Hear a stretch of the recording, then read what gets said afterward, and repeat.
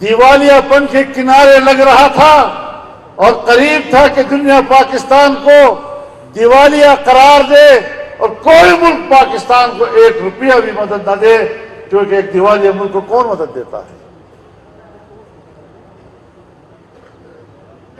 تو پھر تب جا کر سب کی آنکھیں کھلی۔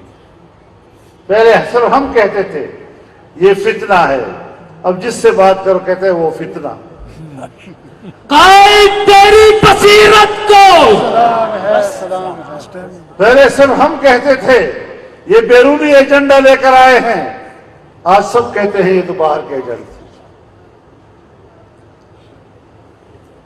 تو ہم نے اس ایجنڈے کو ناکام بنایا ہے، اور میں نے جب ابھی آدمی اعتماد نہیں آیا تھا اور جب نئی حکومت نہیں بنی تھی تو میں نے بڑے بڑے جلسوں میں یہ بات کہی تھی کہ ملک کی معیشت اب اس حد تک گر چکی ہے کہ نئی حکومت اس کو دوبارہ سنبھالا نہیں دے سکی۔ صرف اتنا سنبھالا ہم نے دیا 1.5 سال میں کہ دیوالیہ پن سے نکال دیا، مشکل سے۔ لیکن ابھی تک چیلنجز موجود ہیں۔ اگر ملک کی معیشت کے بہتری کی طرف کچھ اشارات ملے بھی ہیں، تب بھی ابھی تک عام آدمی کو اس کے ثمرات نہیں مل رہے۔ ضرورت اس امر کی ہے کہ پاکستان میں ایک مستحکم حکومت آئے، ایک مضبوط حکومت آئے، اور قوم السرنو ایک نئے زاویے کے ساتھ یہ سوچے کہ آنے والا مستقبل کس کے حوالے کرنا ہے۔ اگر ہم نے اپنے صفوں سے ان قوتوں کو شکست دے کر میدان سیاست سے باہر نہ کیا، اگر ہم نے ان قوتوں کو سمندر برد نہ کیا، تو یاد رکھیں پھر آپ یہاں بیٹھے ہوں گے اور سوچ رہے ہوں گے کہ کسی نے آ کر ہمیں کہا تھا تو ہم نے یقین نہیں کیا تھا۔ تو اپنے آپ کو سنبھالنا ہے۔ بہت مشکل سے ہم سفر کر رہے ہیں، اور آج چین جیسا دوست جس نے سب سے پہلے پاکستان پر اعتماد کیا اور اپنی نئی اقتصادی پالیسیوں پر عمل درآمد پاکستان سے شروع کیا، سی پیک سے شروع کیا، تم نے سب سے پہلے اس سی پیک کو منجمد کر دیا۔ تمام میگا پروجیکٹس کو آپ نے منجمد کر دیا۔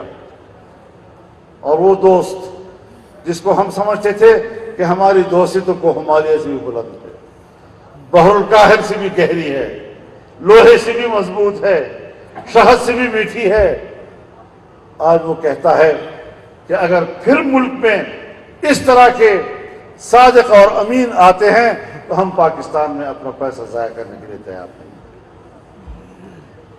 سعودی عرب ہمارا دوست، ہر مشکل میں اعتماد پر پورا اترنے والا ملک، آج وہ بھی سہما بیٹھا ہے کہ اگر آئندہ الیکشن میں پھر کوئی اس طرح کا امین اور صادق آتا ہے تو پھر ہماری توبہ، ہم پاکستان میں پیسہ ضائع نہیں کر سکتے۔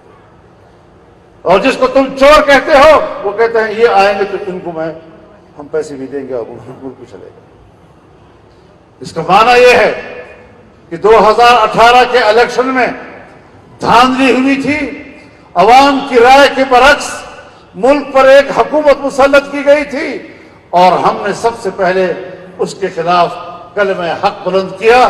ہم نے کہا ہمیں ایسی ناجائز حکومت کسی قیمت پر قابل قبول نہیں۔ اللہ کے کلمے کو سربلند کرنے کے لیے، اس پاکستان کو ایک حقیقی اسلامی فلاحی ریاست بنانے کے لیے، اور حقیقی معنوں میں قرآن و سنت پر مبنی ایک نظام جب تک ملک میں نہیں آئے گا، ہمیں کوئی خیر کے دن کی امید نہیں رکھنی چاہیے۔ چند ایک دن کی خوشی آ جاتی ہے، لیکن سکون کی زندگی نہیں ملتی۔ ہر وقت خطرہ رہتا ہے آج کیا ہو جائے گا تو کل کیا ہو جائے گا۔ انشاءاللہ العزیز جمعیت علماء اسلام میدان میں ہے، اور میدان میں رہے گی انشاءاللہ، اور یہ جنگ ہم نے مل کر آگے لڑنی ہے آپ کے تعاون کے ساتھ، آپ کی رفاقت کے ساتھ اور آپ کی صداقت کے ساتھ انشاءاللہ ہم آگے بڑھیں گے اور ہم یہ جنگ انشاءاللہ جیتیں گے انشاءاللہ۔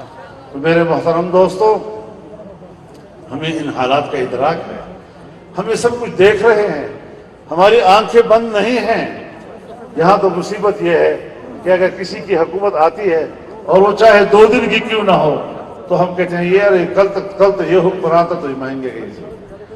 مجھے یاد ہے خیبر پختونخوا میں بلدیاتی الیکشن میں ہمیں کامیابی مل گئی اور ہم نے حکمران جماعت کو پچھاڑ کر کے رکھ دیا تھا۔ سبحان اللہ، الحمدللہ۔ تو ہمارے ایک ساتھی سے ٹی وی انٹرویو میں ایک اینکر پوچھتی ہے، اینکر صاحبہ وہ پوچھتی ہے اب تو صوبے میں آپ نے بلدیاتی الیکشن جیت لیا ہے، اب تو مہنگائی ختم کر دیں گے نا آپ؟ اب آپ بتائیں، پالیسیاں بنانا بلدیاتی اداروں کا کام ہوتا ہے؟ کوئی نہیں، کونسلر کا کام ہوتا ہے یہ؟ نہیں۔ اس طرح اپنے آپ کو ویسے جاہل بنا دیتے ہیں اور جاہل بنا کر کوشش کرتے ہیں کہ عوام کو گمراہ کر دیں۔ تو یہ جاہل نہیں ہوتے، یہ ہمارے مولوی صاحبان جانتے ہیں، یہ متجاہل ہوتے ہیں۔